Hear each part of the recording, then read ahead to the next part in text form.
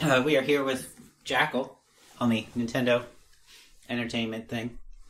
I'm yourself, and with me is... Golem. And prepare for your blood to boil for this fairly easy co-op. Don't kill this guy. Okay, don't kill Sorry. this guy. I want to show this is a fun game. That is so...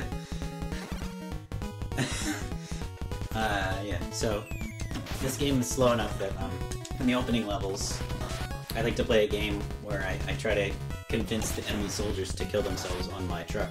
Or on my Jeep, sorry. It's a bit gruesome. You're basically waiting for them to jump in front of a train.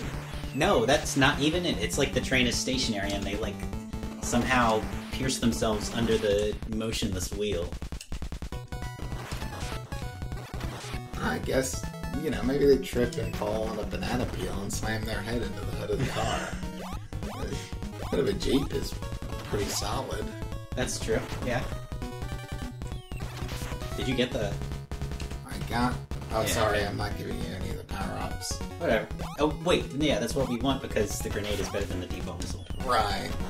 So, Jackal has a pretty simple power-up system. You get those shiny POWs from the vertical-facing huts, and they power up your secondary weapon one level, up to a total of... Let me go first. 3 power-ups. Yeah, I keep dying on this guy for no reason. Ah, like that. I thought I was gonna kill it before. Well, okay, now I know why you were dying. There's slight unpredictabilities when you are controlling the scrolling yourself. So, what's distinct about Jackal compared to other Konami NES games, and what makes it kind of easy to play, or at least forgiving to play, something that you can take at your own pace, is that, as you can see, it's player-controlled scrolling.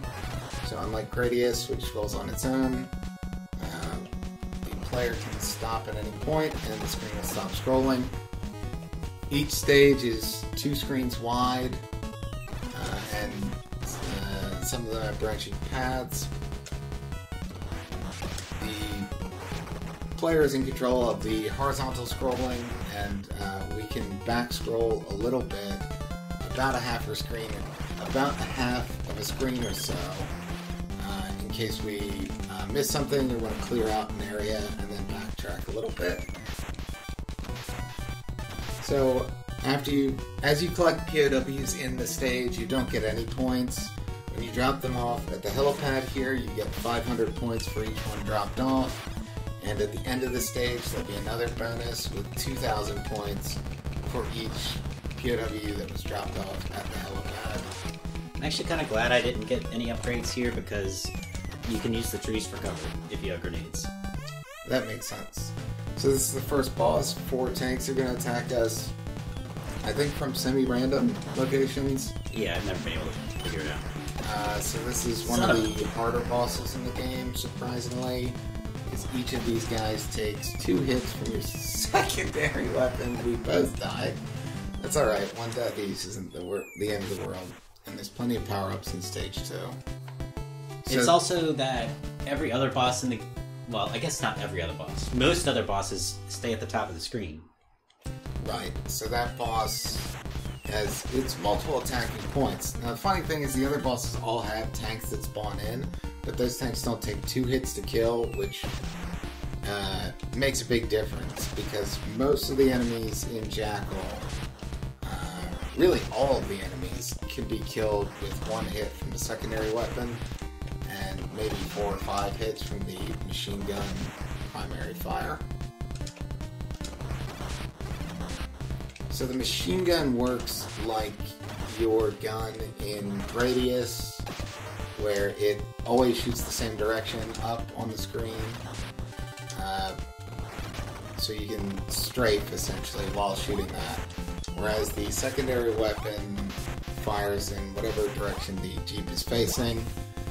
So that kind of sets this game apart a little bit from the other similar ones, like Commando, where you can only aim... Oh, okay. Sorry, you wanted to do something tricky. Well, no, I was just saying if you... Oh, you want to call out.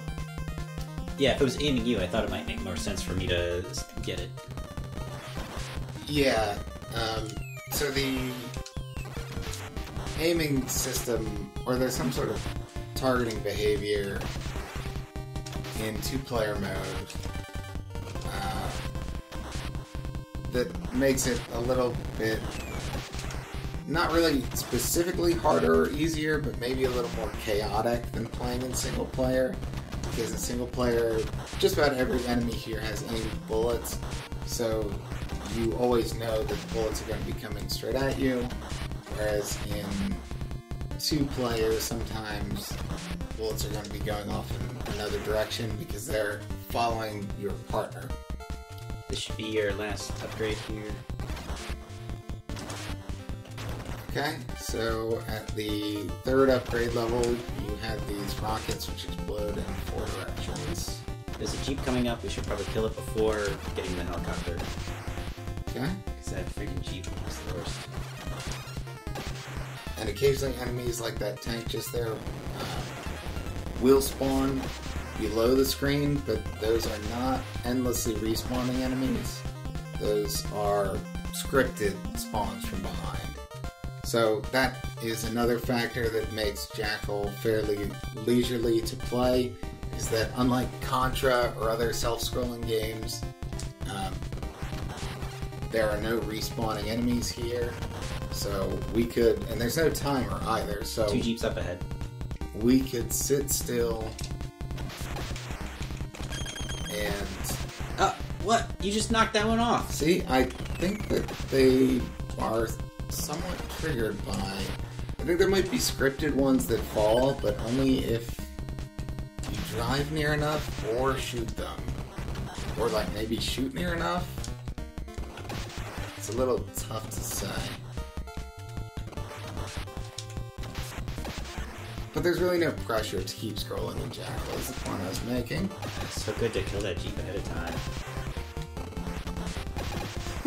Nice. Alright. The flying enemies, like those planes, can only be hit with your secondary weapon. No, that's... Oh yeah, that is this. Who gets the extend? I guess I should. Who has... I have 3, you have 5. Yeah, and also I have more score. Make sure not to scroll too high.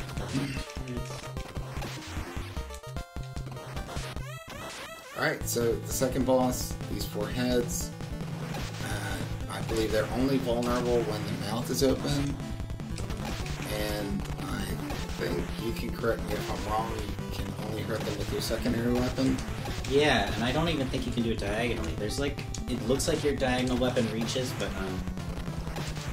Interesting. Yeah. There's also some kind of rank at play, because I know on my grenade-only run there weren't tanks here. I'm pretty now I have to go back and watch. Maybe I just lied. The spawning behavior of those tanks is a little bit unusual to predict. And those bosses can be completed very quickly or can take a lot of time. Essentially, once again, there's not a ton of pressure on you to kill them quickly because it's fairly easy to defend against their missiles, which you're able to shoot down with either one of your weapons. This is the level where I feel like it gets tight enough that we need to start calling out what things are aiming at. Those gray turrets in particular. One thing that feels nice about Jackal is that there's plenty of just like cannon fodder. Those You or at Golem, so I was able to sneak up on it essentially and take it out. There's plenty of soldiers to drive over that are like a trivial challenge. And it just feels nice. It's more stuff to interact with. Yeah, it's like playing Grand Theft Auto.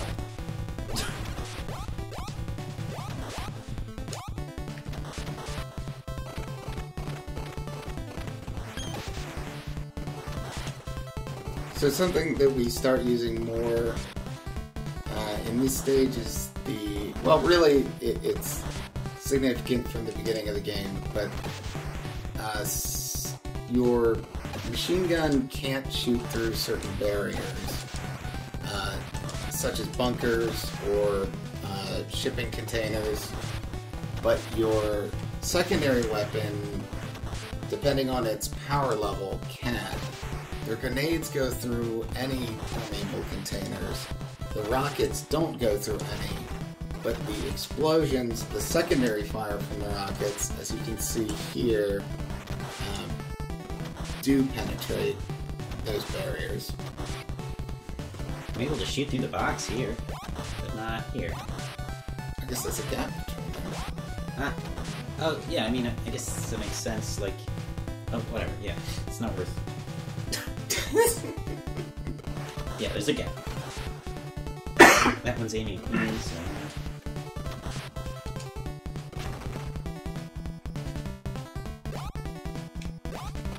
So these sideways facing huts always have 2 to 4 POWs.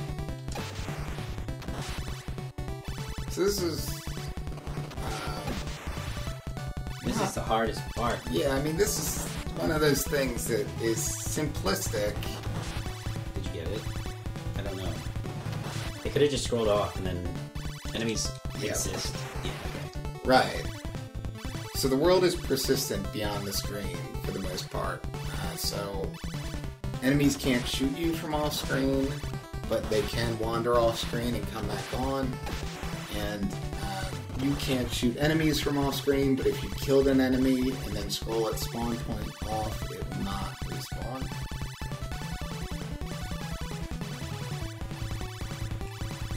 Should be... I think I killed the tank up here, but I'm never exactly sure how many tanks there are. Okay. That freaking truck kills me. Let's leave him alone. Who's that targeted at? Oh, you. Okay, I'll get it. Get it? Hey, I got a hat trick with that one. Alright, so we're clearing the helipad. Is this like a peace sign under the helicopter? Have to wait until it takes off. Yeah, it's actually... You would think it'd be a letter H.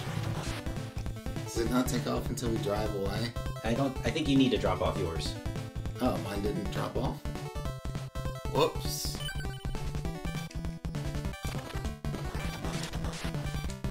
So if you watch when dropping off POWs, if you meet certain conditions, which I'm no longer certain of, the last POW you drop off will be a shiny one, like the ones that give you power-ups throughout the stages, and you'll be awarded 1 power-up for that.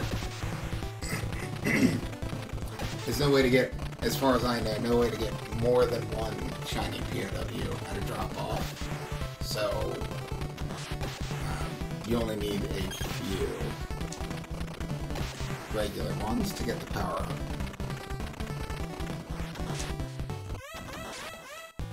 Okay, so this boss, unlike the previous boss, can be hurt with the machine gun, and you don't need to hit him from any specific angle. You still do need to hit him while he appears, or hit the weak spots while they appear for firing. This one shoots bullets, so you can't shoot those down the same way you could the missiles in the previous fight. Uh-oh, I should let you get some POWs. It's been lopsided.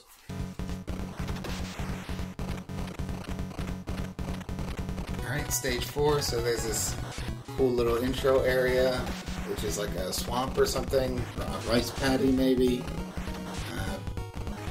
which slows down the jeeps, so you generally want to stay out of the water here. I mean, partially this is because Konami loved the Vietnam War for some reason, but like, the swamp, the slowing you down stuff shows up in Bayou Billy, which is definitely not in Asia. Yeah, but it's in a bayou.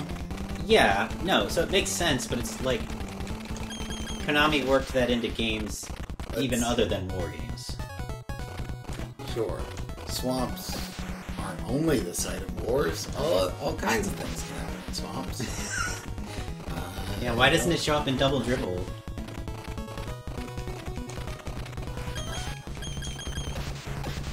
Don't get hit by the tracks enemy.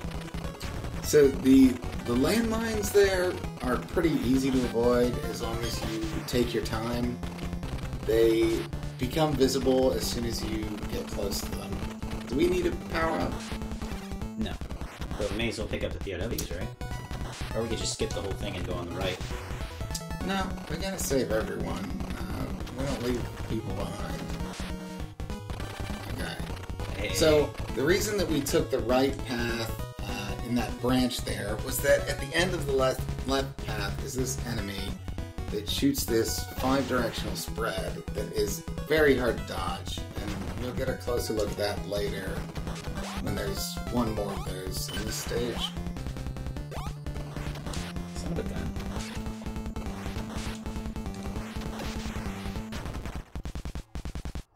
Let's just leave this guy here. We can back scroll for him if we get killed on the next screen. And I don't think that the power POWs get dropped off at the helipad. Oh. On my grenade-only run, I made sure to open up all the POW huts, but not actually pick them up. And so the power-up POW was following me through this train section, like wandering over the mines and stuff. Do they actually try to follow you, or do they just wander? They just wandered, and so I got extremely unlucky. The train there is pretty cool. You just shoot it once in the engine, and it takes out the whole thing. So the strategy for that 5-way guy was just to stay as close as you can to the wall, and this pattern will miss you. It's almost impossible to cut in between the bullets of the pattern, or at least I haven't had any luck trying to do it. Neither have I.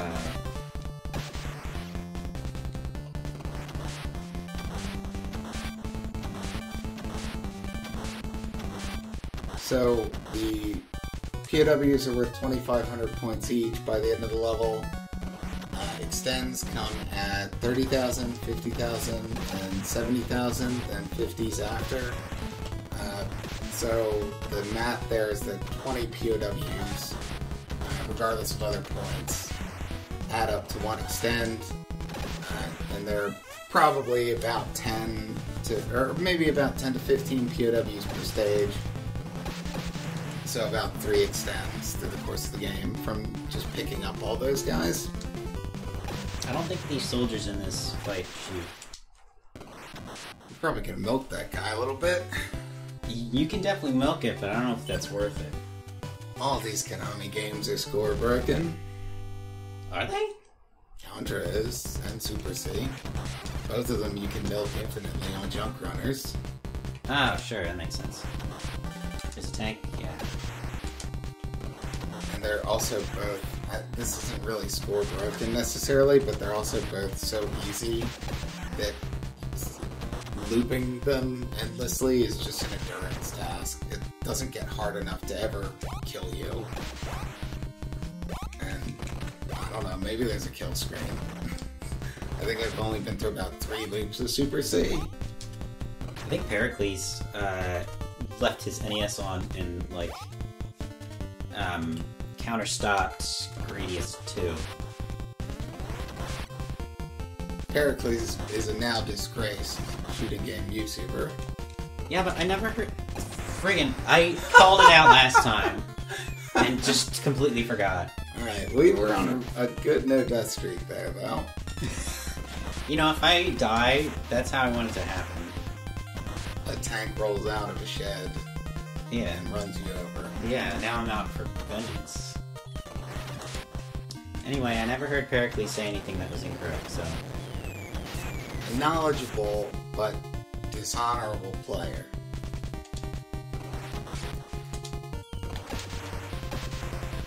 Alright, so...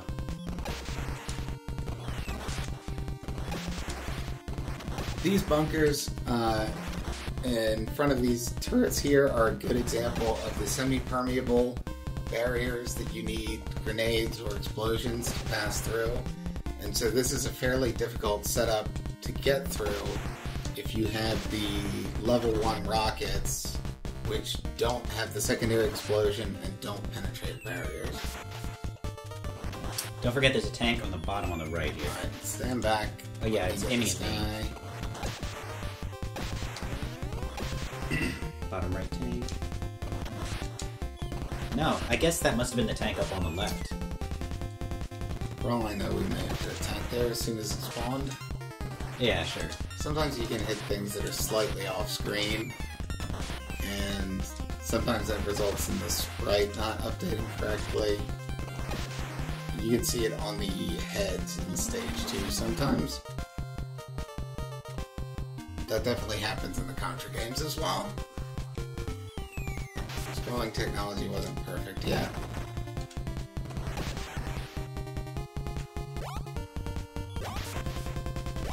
But this game is diagonal scrolling. That's not that common for NES. No. It's a portrait mode Super Mario Bros. 3. Oh, really? Okay. So what happened to me there was that I tried to get above that bullet, but I didn't know exactly where the scroll limit was because Golem was still at the bottom of the screen. So I couldn't get above the bullet, even though it looked like there was open area above me. 2 cliff turrets at the end of this. Okay. So usually what I do in single player is just dash up past them and swerve to the right. I don't know if that'll work for us in multiplayer. Let's try it. Oh man.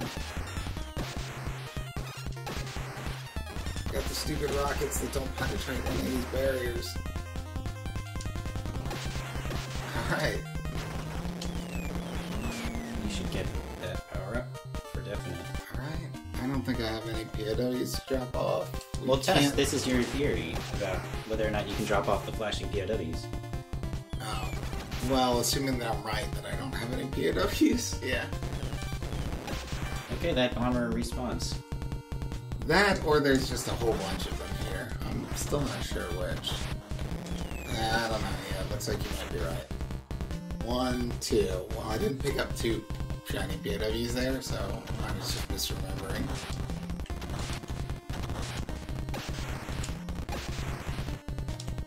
Let's go ahead and tell this tank as well.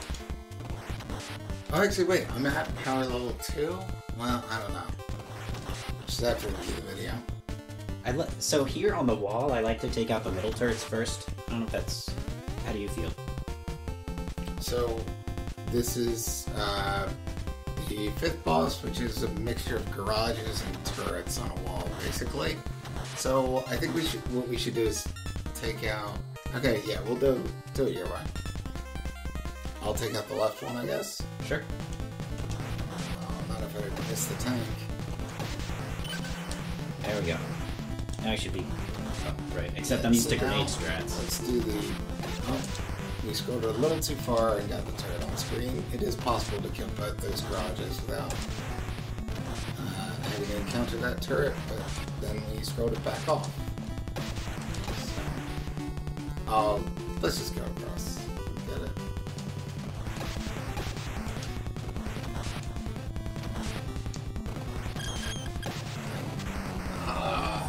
Those cannonballs really can sneak under your projectiles. Make it hard to see. You didn't get the last turret. Do you not need to?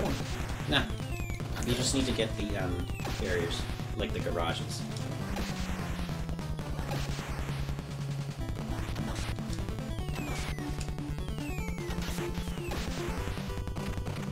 I'm afraid to shoot a machine gun now because when I did that on the previous one, I missed that. Well, you should be Cannonball coming at me. over here shooting with grenade. Or I can shoot with a missile. I didn't realize it can pierce them. Alright. Last level. Ah.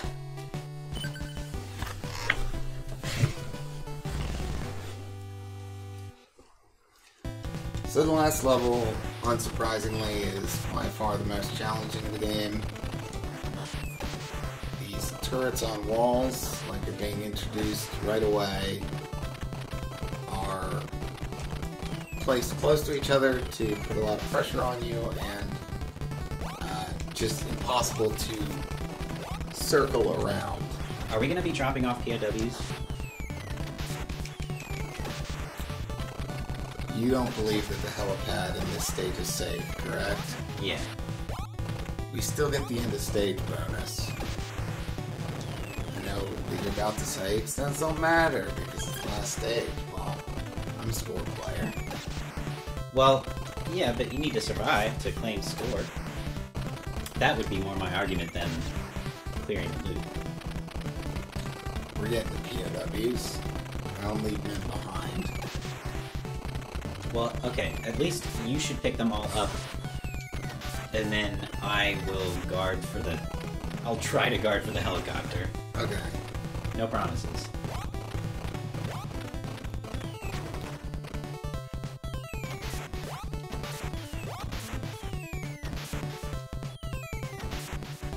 This is a place where back-scrolling is convenient.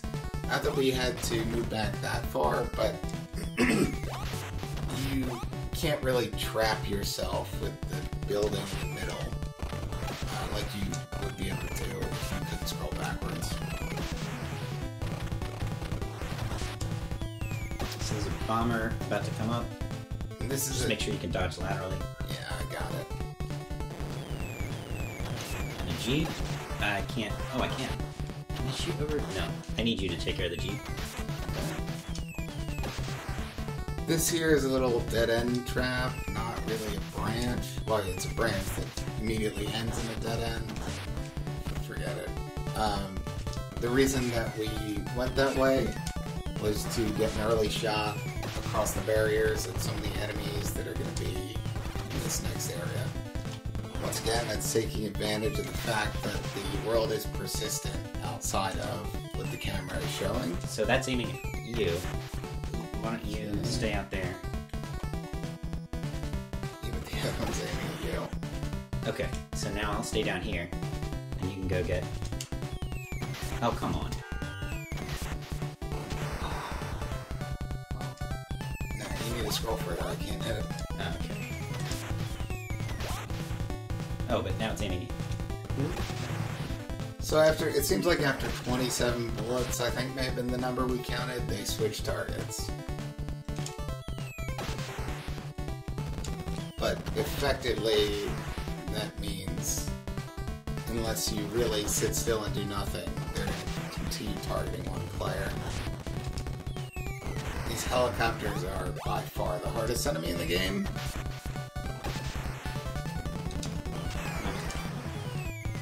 Yeah, the thing is, you need to keep moving, which makes it really hard to drop off POWs.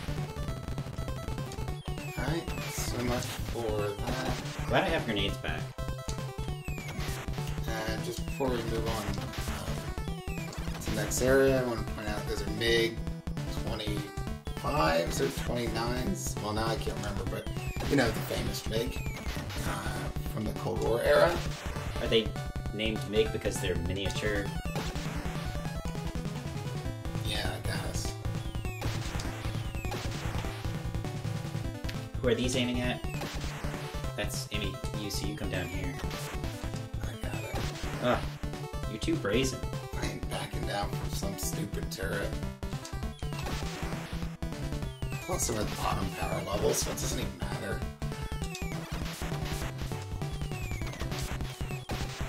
This is, yep, Jeep and then Tank Family. And turret over on the left, make sure it doesn't hit you. There's 5-way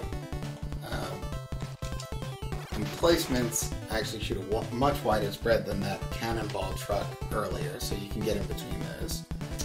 As we scroll up, there's going to be a helicopter and then a Jeep after that. Okay. So, this is ugly. Yeah, I think with the helicopter you just want to run away. I'll stay here to catch the Jeep, hopefully. Good, with the Goodington. Is that all the tanks? There's 2? No, there's one in every cubby. Okay, so oddly, 2 of them spawn lower than the other 2? Oh, I guess there's not one for every cubby. Maybe we ranked down. So here, if the screen scrolls up a little bit farther, there's going to be turrets that spawn in, making this power up very hard to get. Power-ups actually should help me kill the turrets. You wanna scroll up? Oh wait, you want... Which one of us should be north? I'll do it, but I can't scroll it any further right now. Okay.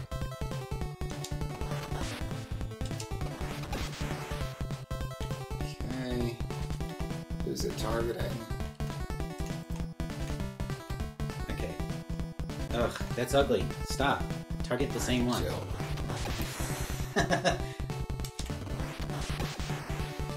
Cool. There's a bomber, like, after the turrets on the side here.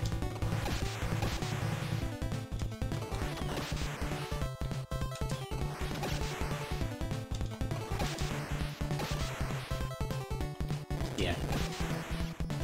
So the bombers appear to be throwing some kind of World War II stick grenades, Nazi stick grenades. I don't know what is going on with that graphic. There's a missile launcher up ahead, and a jeep. So I'll try to nab the jeep. Its AI doesn't always cooperate. Yeah, sometimes it just hides it. Oh, man.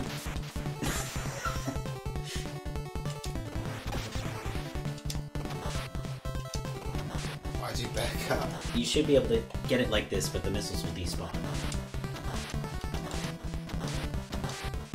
There we go.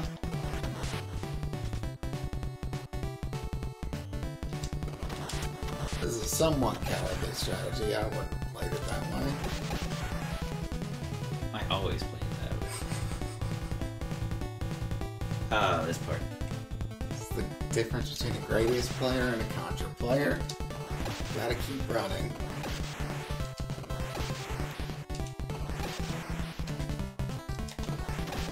You want me to scroll it up? No, this is pretty safe. Okay. Okay, now come back down.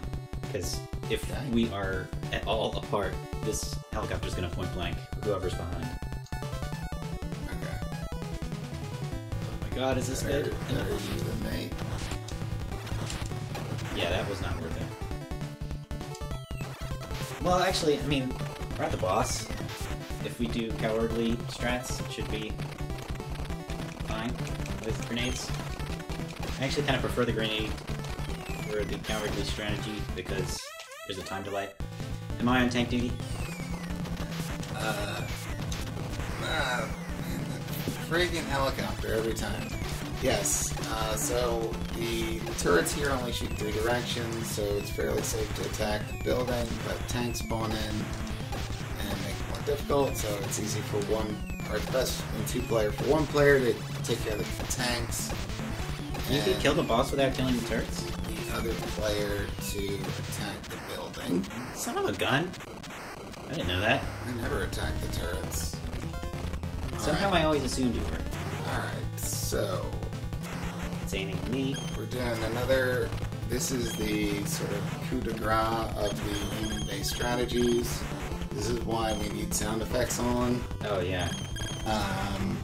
So we're playing muted right now, so it's difficult for me to tell when I'm hitting the boss. Ding ding ding.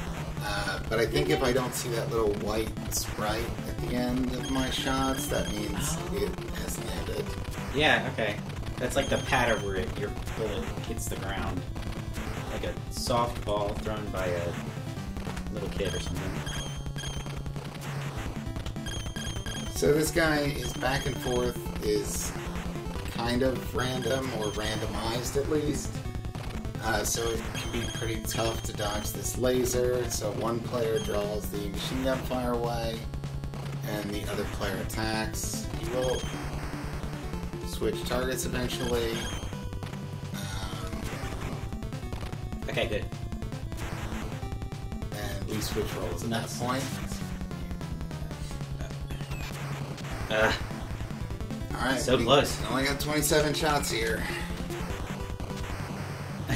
This is At horrible. 0 lives. Okay. Alright. So that guy usually involves hemorrhaging a couple lives. It's tough to do it perfect. That is another one that's easier in single player. But that's the run. It's that simple.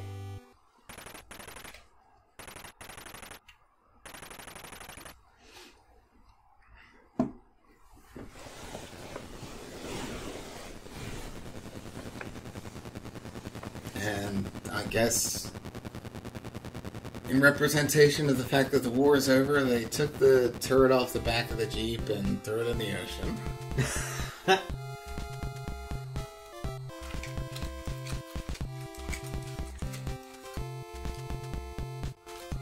So are we doing the second loop?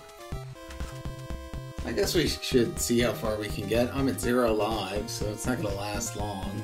Yeah, okay. Unless there's an end bonus that gives me a extend.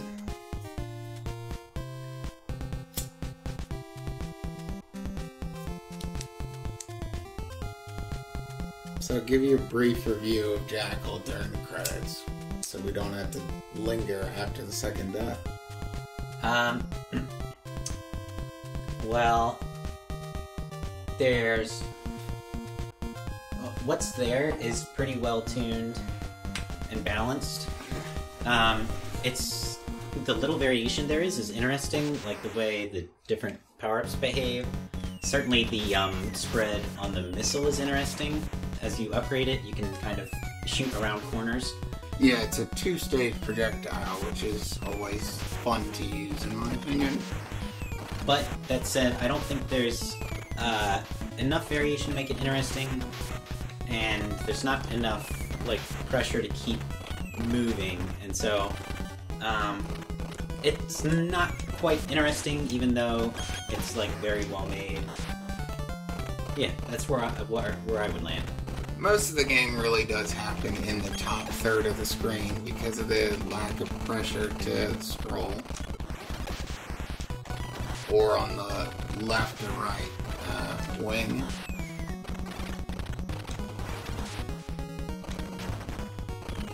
So actually, right there was something you don't see that often, where the secondary projectiles penetrate infantry. They don't penetrate other enemies. So I guess infantry are in the same category as, like, bunkers.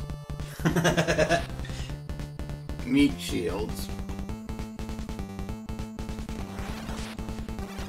There's no power-ups on the second, or no star pickups on the second loop. Alright, That's surprising. Oh, you should be able to get this. Yeah. That's usually how I do that.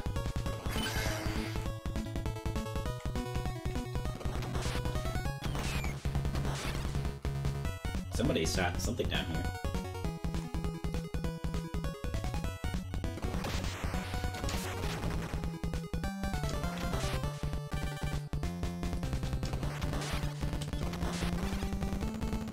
I think it's a neat little touch the way the helicopter flies overhead, coming to pick up the POWs and then flies overhead again on the way out. Yeah, and then it's, like, pretty menacing when the final stage introduces the brown helicopter, and it does the same thing, and then you're dead.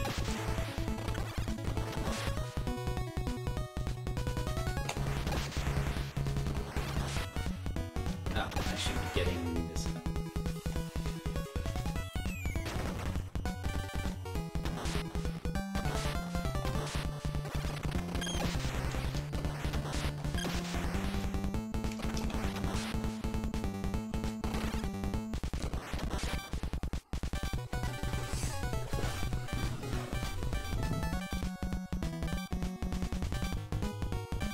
This is so hard. This is the hardest part. Dropping off the POWs. Lining up the two jeeps. There's a part earlier in the run, and maybe in the previous run, where we were both parked next to each other diagonally that I thought looked kind of cool. Is this boss any harder on the second loop? No, I'm pretty sure not. So these... I thought I spotted one extra tank in that level. Oh yeah, I didn't notice any differences.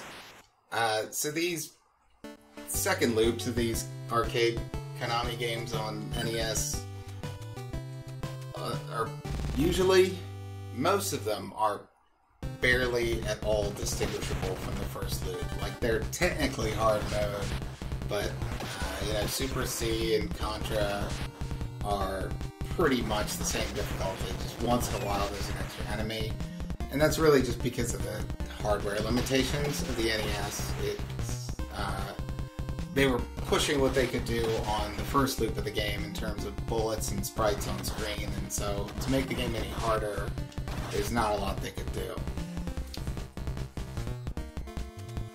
There's no suicide bullets here.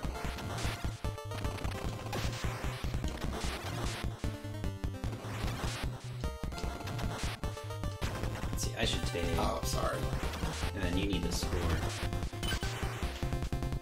And I got some. Blowing up the houses itself is a small amount of score, even though picking up the POW isn't.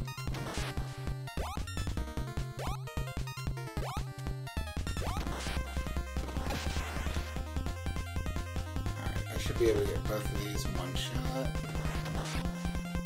As long as the screen scroll doesn't eat your spread. Let's back them off again. Yeah. Which one's following who? That's good. Phew.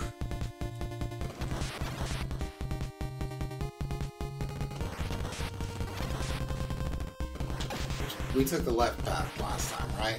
Yep. Alright, let's take the other branch.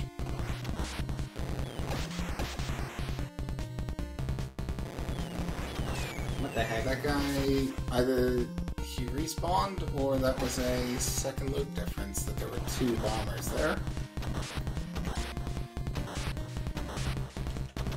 Warthogs, that was the name that I was struggling for earlier. MiGs and Warthogs apparently were on the same side in this war. Because we're fighting against the US and the Soviet Union. That... I should... Sorry. Oh, wait, I don't have any POW. I'm only semi-paying attention now that we're on loop 2. The battle's been won. It's some bonus content. I've also, throughout this run, been forgetting that I have a machine gun. I just get into the hang of using only the secondary weapon. Because for most of the enemies, it's what you want.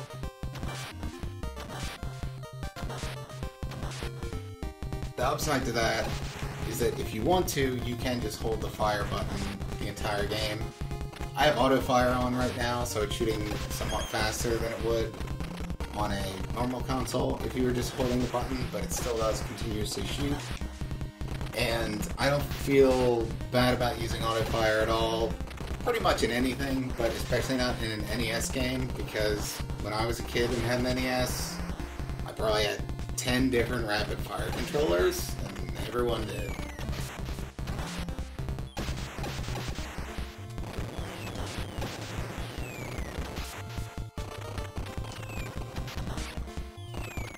Man, where's my PC Engine port of Jackal?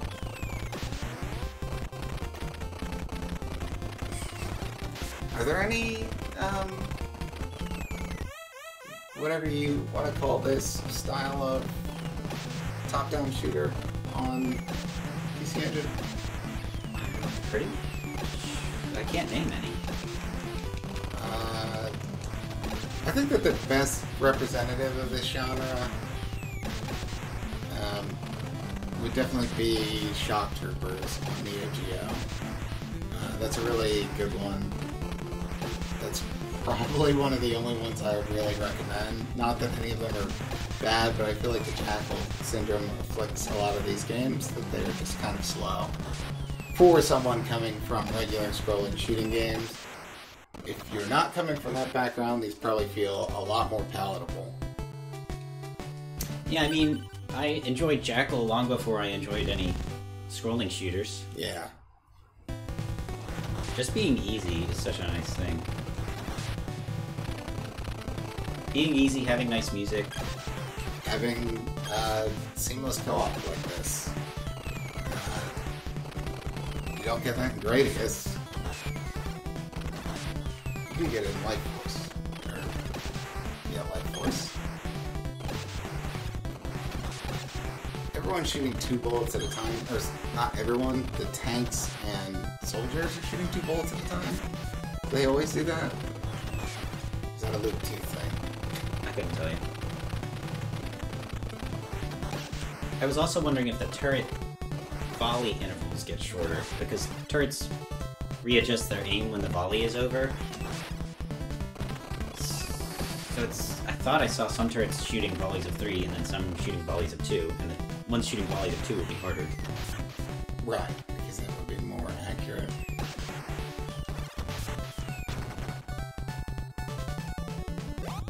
These POWs will never despawn. They stand around and wait for you forever.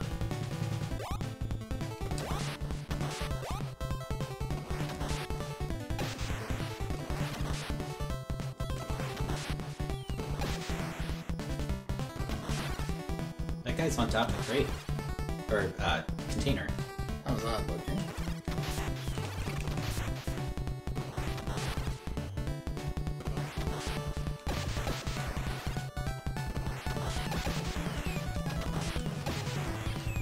So I think the screen is conveniently scrolled left enough that the submarine on the right didn't spawn. I don't think we need to go to the left. Unless... Yeah, we can get the POWs from this angle. Okay.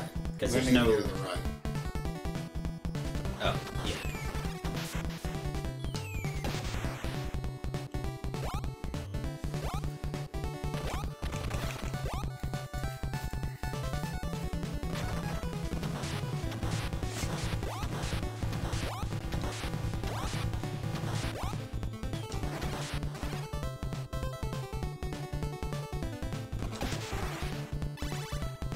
Get this tank up here if you will.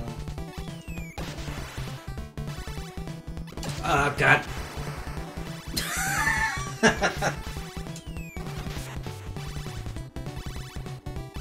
Do you think the game would be better if it had more of these lasers all the time?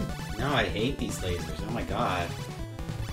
Because they basically force you to scroll the screen in at least a long enough interval to cross over the laser. So 2 G-points.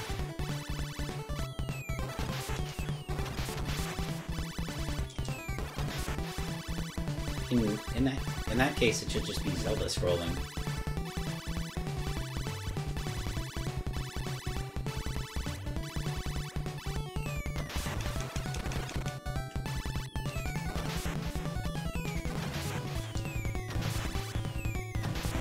The aim of these gray bullets that are firing at us right now is in 16 directions.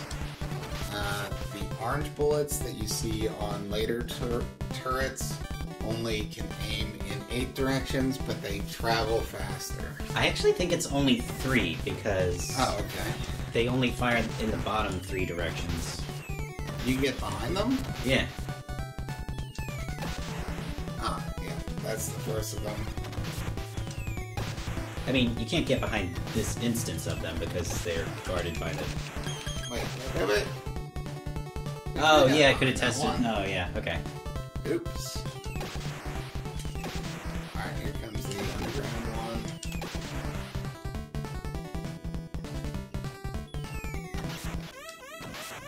Hey, nice.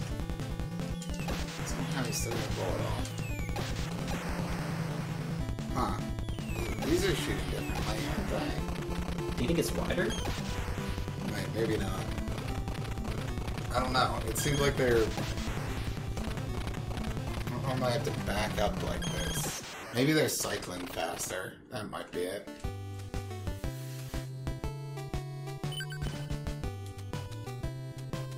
This might not end after all. Nah, definitely. I mean... Well, we won't get through stage 6. Yeah. I think we're hemorrhaging enough that we won't make it to 5.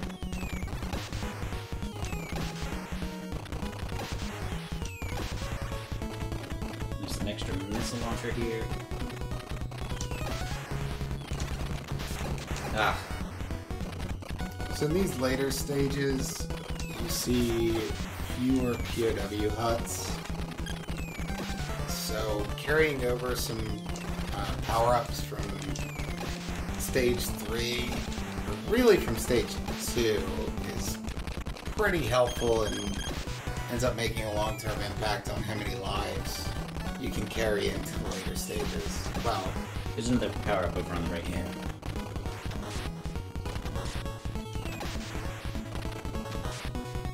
what level? Alright. get it? No. Sheesh. The green POWs don't wander off, the shiny ones do. We should just split these at this point. We're both low on lives. I guess, like, the shiny ones have a missile launcher, so they're more confident, is the thing.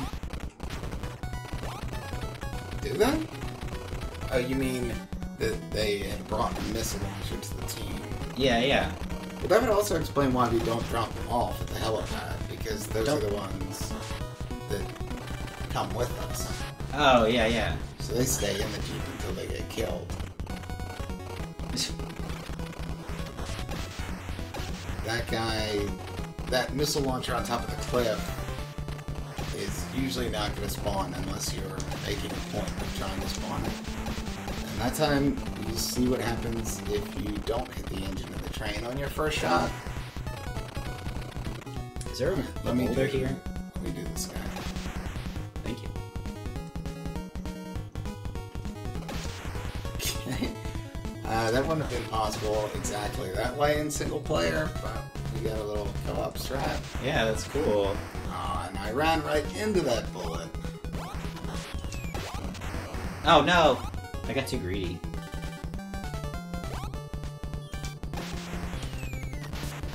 Okay. So, but did you see there that you had only picked up one POW? And then it was shiny and I got a missile. Yeah, I don't know how it works. That doesn't make sense. Alright, so we're both... It's not going to matter for this boss, but we're both at the weak weapon level. Alright, let's see if we can get behind this turret. So there you go. The orange ones, you would never know it from the visuals, but the orange ones can't turn around. I'm surprised you discovered that. Well, yeah, I had a run where I just tried to not kill anything. There we go. Finally.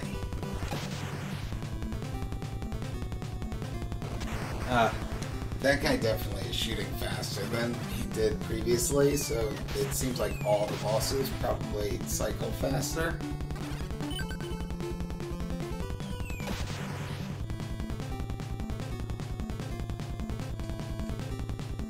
Hey, they do fire. There we go. Oh, what hit? Oh, okay. The rifleman shot you.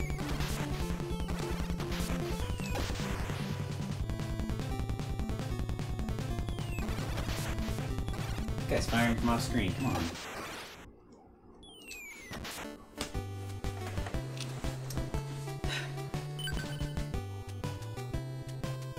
Let's see if you can catch up to my score.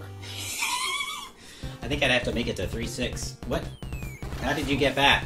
That's awesome. So you can extend after death. Oh, is that what happened, that you rescued enough POWs that your score went up over the extend threshold? We'll have to check the footage and see what happened there. Tank. That bridge doesn't end until the graphic of the bridge ends. You can't go through those barriers on the side of it, which is how I got trapped by that tank.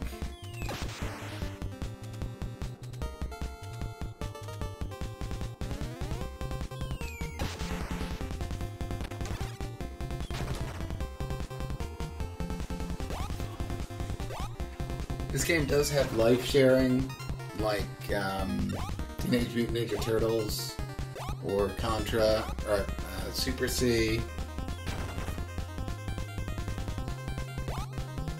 We're not going to do that here. Not that there are any lives to steal anyway. Yeah. It's the tank.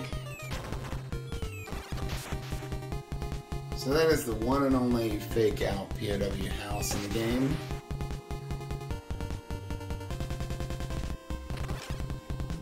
Which is great, because it's a one-time trap. Catches you off guard, but it's not an instant kill if you don't know that it's coming. And it doesn't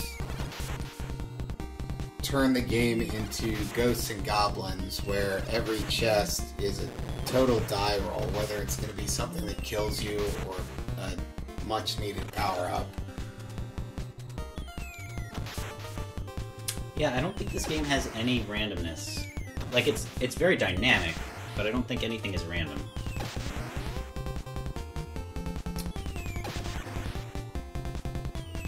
The only thing that comes to mind for me is the direction that the shiny POWs wander off in. I don't know how to predict that, but it could be deterministic.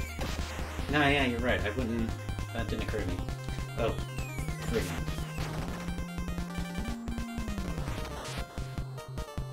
It's like the worst spot to have stage 1 missile. Yeah, he even pointed it out the first time we went through it, so now we get to see. No! Ah! There we go. Why do you need to be that guy who gets killed by a missile flying through his chest or something? Look, people in war die violently. I guess, yeah, I usually don't,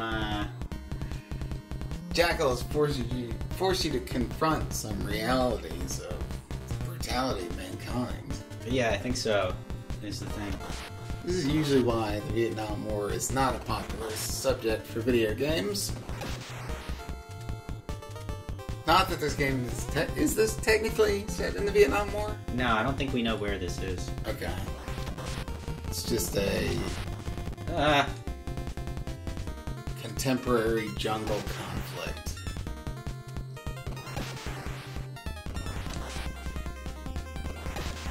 Here we go.